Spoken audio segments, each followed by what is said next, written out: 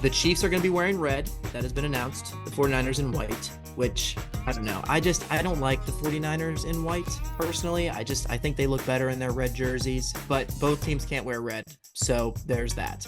I don't like them in any color, to be honest. Well, that's fair, Rob. That's fair.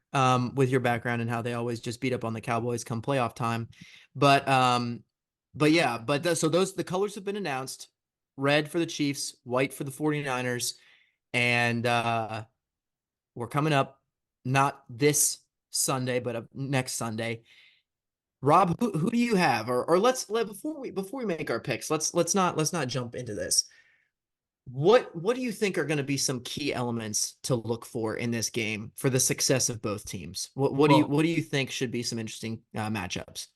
first things first, I think you have to look and see if the 49ers have another slow start because they were able to overcome that against Jared Goff. They were able to overcome that against Jordan Love. I don't know if they're going to be able to overcome that against Patrick Mahomes. Yeah. So for the 49ers to really have a chance at this, I don't think they can let themselves get down 17 points again. They will not be able to come back against Mahomes. He is just too clutch. He always makes the play in the moment to win the game. If the 49ers want to win, they're going to have to stay competitive throughout the entire game. So that's the first thing I think you have to look at. The second thing that I would look at is how the Chiefs wide receivers and weapons match up with the 49ers secondary, especially because the Niners secondary has not been good, especially as the season has ended. Outside of what's his name, the one good corner they have used to be on the Cowboys. I forget, Charvarius Ward. Yes. Outside of him, their secondary has been really, really bad to end the season. But the Chiefs wide receivers have been really, really bad all season long. So if I were the Chiefs, I think I would be trying to get Travis Kelce out wide. I would be trying to get Rashee Rice matched up with the corner that's not Charvarius Ward because those are your two best weapons and you don't want them matched up on their top corner. Because if you can get that, I think you're going to have some good matchups. You're going to be able to move the ball. They've also struggled to stop the run recently. So, with Pacheco and that dominant Kansas City offensive line, I think you'll have that going for you. It'd really be a matter of if you can get your guys open against that 49ers secondary, find a way to scheme them away from Charvarius Ward. And obviously, they have two great linebackers who probably could cover Kelce pretty effectively if you give them the chance to. So, you're going to have to figure out a way around that. And then I think the third thing that I would be looking at is just you have two really brilliant offensive minds going toe to toe. And the last few times they met, Andy Reid has pretty much gotten the upper hand in every single one of those encounters. So I think Shanahan is going to have something maybe a little different than he's had in times past going up against Reid. Or else I expect the same result. I'd expect Andy Reid to beat the San Francisco 49ers. Yeah, absolutely. No, two great points, I think, and that's something I think everyone is going to be trying to look for. But I absolutely agree. I think something else to kind of look on is, this is Brock Purdy's first Super Bowl, and Patrick Mahomes is kind of a veteran playing in Super Bowls. So you already have that kind of like unbalance in terms of quarterback experience playing in the big game. And I think you're right. Is the 49ers going to falter? And I think a lot of that look is on even Brock Purdy. And I think, what kind of Brock Purdy are we going to see playing? Are we going to see the Brock Purdy that we saw at the nearing the end of the kind of the game against the Lions, where he's pretty much doing superhuman stuff in terms of getting his offense to make those plays when everything else seems to go not their way? Or are we going to see the start that we saw with him against the Green Bay Packers, where it looked like the Packers, defense, which, is decent. It's not the Chiefs defense in terms of stopping offenses, like the explosive offense of the Ravens. With the Green Bay Packers defense being able to shut them down, is the Chiefs offense going to shut him down? And I think that's going to also be something to look at too. Will this Chiefs defense, which was able to stop the explosiveness of Lamar Jackson and the Baltimore Ravens offense, are they going to be able to stop the explosiveness of the 49ers offense with Christian McCaffrey, with Deebo Samuel, with Brandon Ayuk and Brock Purdy and other weapons that they have? That's going to be, I think, one of those things that, will be a big thing to look for. And that is if Brock Purdy can find his way and find those routes and cut through the Chiefs defense, then I think that Brock Purdy and the 49ers offense will be able to make some leeway. But absolutely, I mean, you put the ball in Mahomes' hands, and that's also the struggle is will Mahomes and Kelce and Rashid Rice and Pacheco be able to cut up the 49ers defense like the Lions did and like the Packers were able to. And that was something I will say I didn't see coming postseason. The 49ers defense, other than for a couple games, and the Ravens game is kind of the big one that we all kind of saw later in the season. But I will say that I did not see that coming into the postseason. The 49ers defense playing, not that they're playing bad, but they're not playing like the top tier unit that they can be. And I think that's going to be super important moving forward for them, especially stopping Mahomes' elusiveness and his kind of, jack of all trades quarterbacking, where he has his weapons, but he can sometimes do things that you don't expect him to do, or scheme up, or Andy Reid scheming up different plays that, you know, favor Mahomes' elusiveness and whatnot. Um, how are you going to be able to attack this Chiefs offensive line that has held up pretty strong against even the pass rush of the Baltimore Ravens? How is that going to stand up against some of the top tier San Francisco pass rushers? Are they going to be able to get to Mahomes? So really on both sides of the ball, offensive and defensive side, whether you're talking about Chiefs or 49ers, those matchups going up against each other, they have faltered in certain situations and they have dominated in others. And I think it's going to be interesting to see which unit, or depending on which unit you're talking about, which one shows up in the key moments of the game, and which one doesn't, and which one falters. Yeah, well, one thing I would like to point out, the 49ers played two really good, really elite defenses all year long that are on the same level as Kansas City. And that was the Cleveland Browns defense and the Baltimore Ravens Yep. defense. And they lost both of those games. So Interesting. they Yeah. have not had a good track record against elite defenses this year. And that's absolutely what they're going up against, the Kansas City.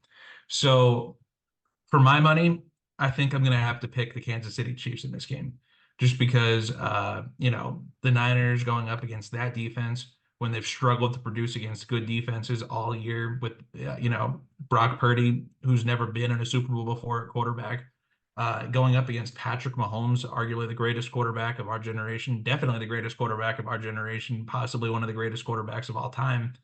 Uh, it seems like everything is lining up for the Kansas City Chiefs to win this game. Yeah. And of course, that is not including your Cowboys bias against the 49ers at all. That's just your pure, honest, unbiased opinion. I would never allow my Cowboys fandom to influence my take on something. Okay, Of course. Yeah. Well, never. I don't even know why I would even bring that up because, No, you're no, no. that honest of an individual when it comes to that. Always. You know what? I'm gonna do the unthinkable again, and I'm gonna bet against Patrick Mahomes because I think that this um this 49ers team that evolved in the second half of the Detroit Lions game is going to step on the field in Las Vegas, and they're going to look like the 49ers that we've seen them to be throughout the season, and winning in clutch moments. And don't get me wrong, I don't think this is going to be a blowout either way. I think it's going to be tooth and nail down to the wire. But I think Brock Purdy is going to be able to surprise a lot of folks, and I think that they are going to be a team that in the waning moments of the game, they're going to be able to shock Patrick Mahomes and the Chiefs.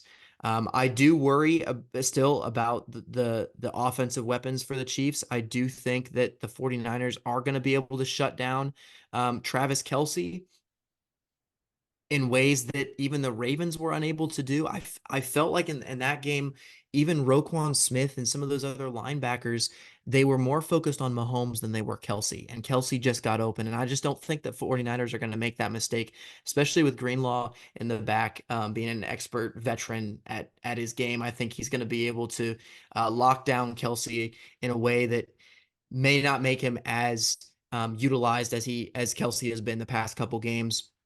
I do expect a Kelce touchdown just because then they're going to show Taylor Swift, and now the Swifties are going to go crazy. And it's probably going to happen, not just because, oh, it's rigged, because it's not. It's just Patrick Mahomes and Kelce have such a great dynamic duo in the red zone, that I expect there to be at least one Mahomes to Kelce touchdown.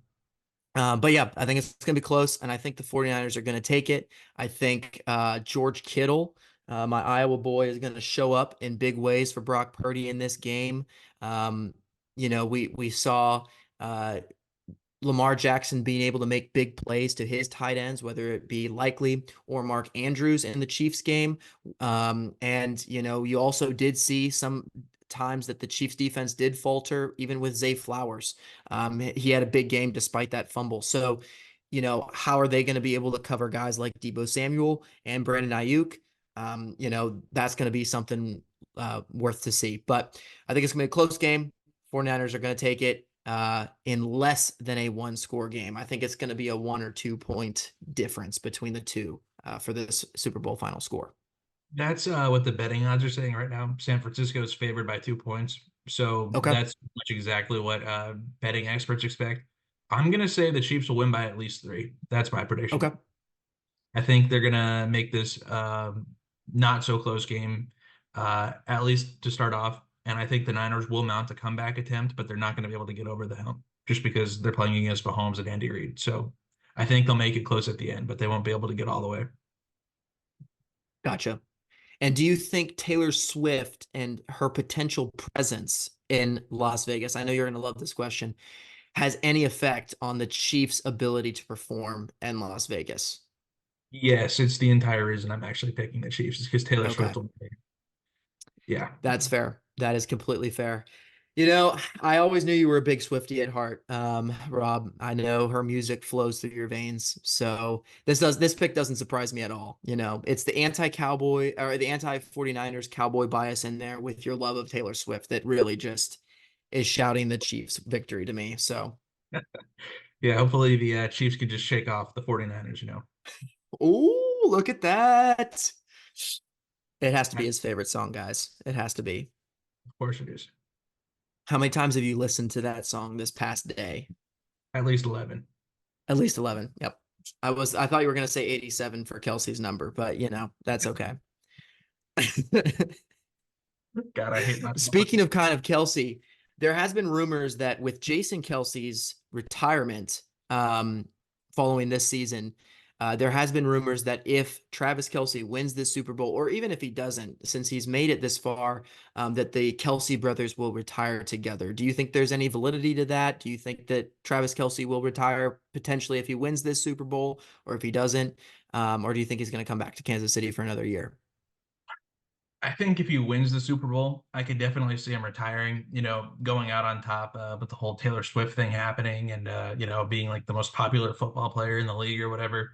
I could definitely see him being like, you know what, I'm done, like, going to training camp and like working out every day and eating right all the time. Like, I just want to enjoy my life as like now a superstar with Taylor Swift and like Jason Kelce and this podcast we have.